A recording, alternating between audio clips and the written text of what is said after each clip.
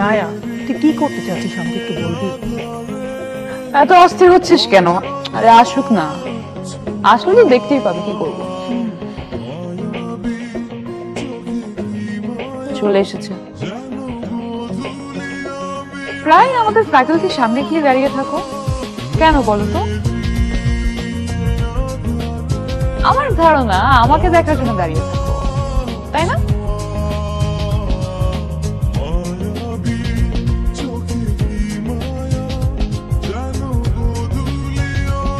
অথচ আজ আমি তোমার সামনে বসে আছি, কিন্তু তুমি আমার দিকে তাকাচ্ছ না কেন? কবিতা এনেছো? নাই, শোনাও। না মানে আমি শোনাতে পারবো। আরে বাবা, কেন? অনুরোধ তো বলেছে তুমি নাকি আমাকে নিয়ে কবিতা লিখো। কই দেখি, দেখি তো একটু।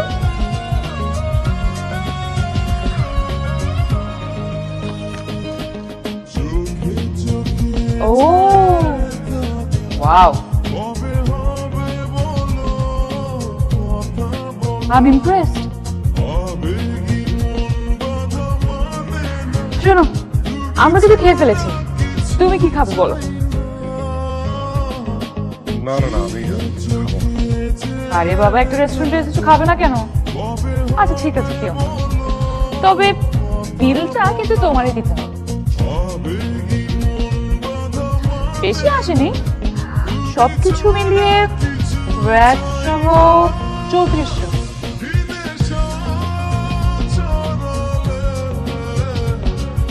কি বিলের কথা শুনে ভয় পাচ্ছ নাকি? ভ্যাট সহ 3400 টাকা। আমার কাছে অত টাকা নাই। অত টাকা কোথায়? only 3400। আচ্ছা ঠিক আছে, বলো তোমার কাছে কত টাকা আছে? 770 টাকার মতো। 770 টাকা? এই 770 টাকা নিয়ে তুমি আমার সাথে দেখা করতে এসেছো?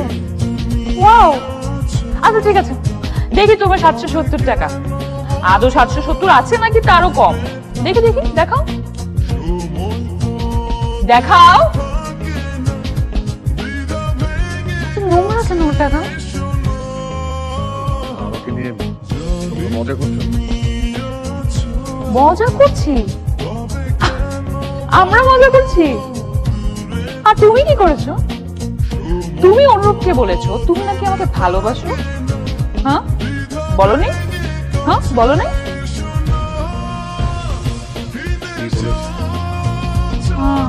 এবার বলো, এখন তোমার মনে হচ্ছে তুমি আমার সাথে প্রেম করার যোগ্যতা রাখো? আমার ফ্যামিলি ব্যাকগ্রাউন্ডের কথা জানো? ও, জেনে শুনে 770 টাকা নিয়ে তুমি আমার সাথে প্রেম করতে এসেছো? স্বপ্নটা একটু বড় হয়ে যায়নি? আমি প্রেম করতে চাই, আমি শুধু বলেছি ভালোবাসি। Alright, I am sorry, my mistake. ভালোবাসা, প্রেম না। খুব ভালো দেখাচ্ছে তোমাকে, তবে এই ব্লেজারটা আগে তো কখনো দেখিনি। তোমার তো? তোমার নাকি? জানতাম। শোনো, কি করছো তুমি? এটা পুরো ইউনিভার্সিটিতে বলে বেড়াচ্ছ তুমি আমাকে ভালোবাসো। তোমার কি ধারণা একই ইউনিভার্সিটিতে পড়লে সবাই সমান হয়ে যায়? হ্যাঁ, কি করে তোমার ফ্যামিলি বলো তো? কি করে তোমার বাবা? শুনেছি কৃষি কাজ করে, তাও নাকি অন্যের জমিতে। হ্যাঁ, একটা চাষার ছেলে হয়ে তুমি আমাকে? আমি কখনো আর কাউকে কিছু বলবো না। কোথায় যাচ্ছ? বসো বসো। একটা রেস্টুরেন্টে এসেছো, কিছু না খেয়ে যাবে? মেয়েদের মতো কাঁপছো কেন তুমি? একটা রেস্টুরেন্টে এসেছো, কিছু একটা তো খেতেই হয়, কিছু না খেয়ে চলে যাবে? কি খাবে বলো? আচ্ছা তুমি তো আবার কিনে খেতে পারবে না, কি করা যায়? ও অলরাইট, তুমি না এক কাজ করো, এই যে এত এত কবিতা লিখেছো আমার জন্য, তুমি এগুলাই খাও। নাও। রায়া, একটু বাড়াবাড়ি করেছে। কেন বাড়াবাড়ি হচ্ছে? বাড়াবাড়ি আমি করিনি, বাড়াবাড়ি তো ও করেছে। ও যেটা করেছে সেটার জন্য ওর শাস্তি পেতে হবে না? তা না হলে ও কিভাবে মনে রাখবে ও কি করেছে? এই নাও নাও নাও, খাও খাও খাও, এগুলো শেষ করো, তারপর আরো দিচ্ছি। নাও, খাও খাও খাও, জলদি খাও। তাকিয়ে আছো কেন? খাও।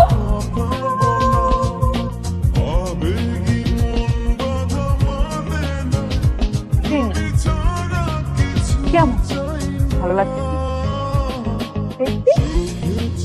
আরো খাবে? খাও, খাও। আর খাবে?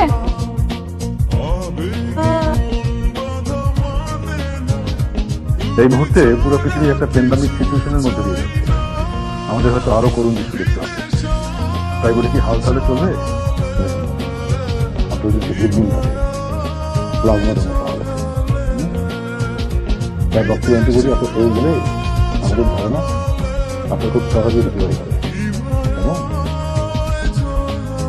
এই যে ছবিটা দেখছেন, আমার মেয়ের ছবি, একমাত্র মেয়ের ছবি, যার জন্য আপনি প্লাজমা দিয়েছেন। ওর রক্তের গ্রুপটা দেয়া, কিন্তু অ্যান্টিবডি আছে এমন কেউ ভোগ করবে সেটা আপনি কখনো ভাবেনি। Thank you so much. আপনার জন্য কিছু করতে পারলে আমার ভালো লাগে। আমি আসলে কোনো কিছু পাওয়ার উদ্দেশ্যে আপনার মেয়েকে প্লাজমা দিই।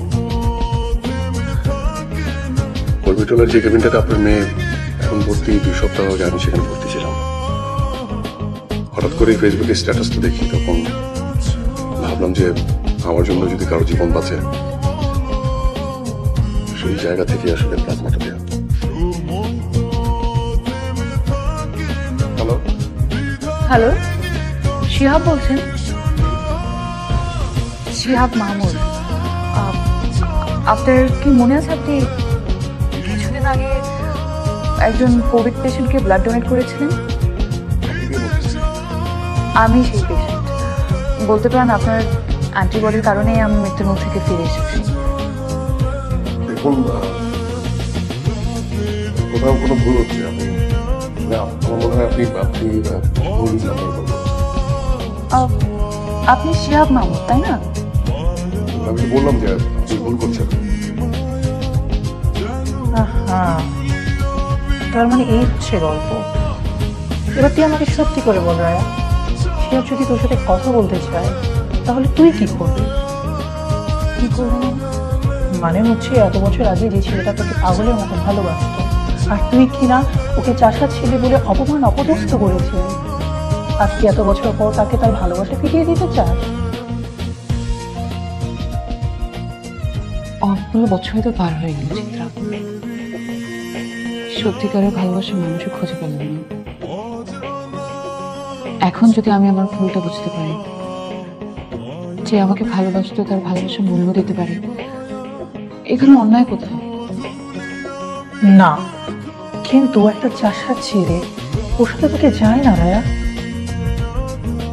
চিত্রা, তাই করোনা এসে আমাদের অনেক উপলব্ধি বদলে দিয়েছে। আগে যেসব জিনিস নিয়ে অহংকার করতাম, এখন বুঝতে পারছি সব অর্থ এসবের কোনো মানেই হয় না।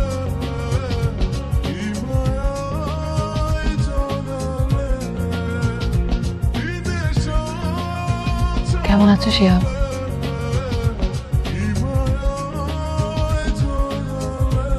আমাকে চিনতে পারছো তো?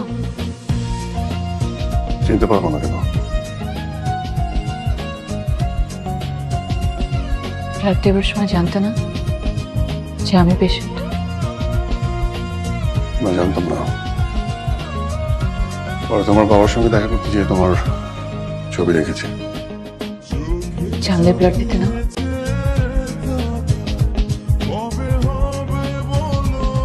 আমি অতটা অমানুষ না। জীবন বাঁচাতে গিয়ে শত্রু মিত্র কেন ভাববো? শান্ত মানুষ। অবশ্য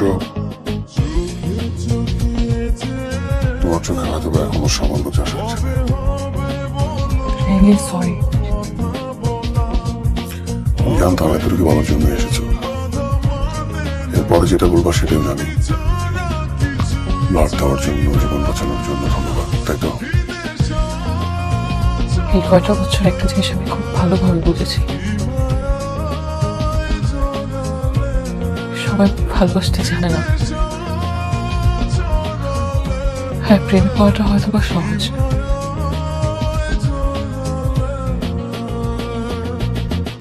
আর কিছু?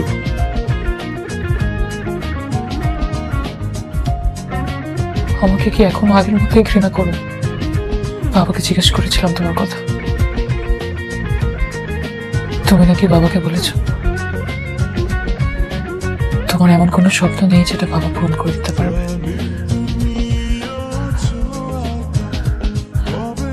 কিন্তু শিহাব, আমি যে নতুন একটা স্বপ্ন দেখছি, আর আমার এই স্বপ্নটা শুধু তুমি পূরণ করতে পারবে।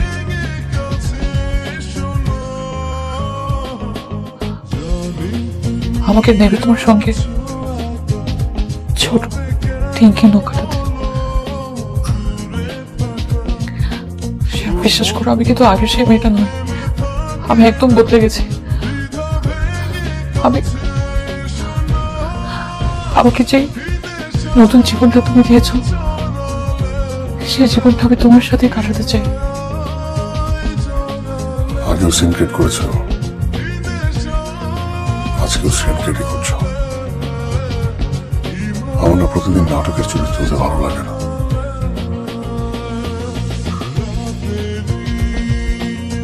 আমাদের সময় নেই না।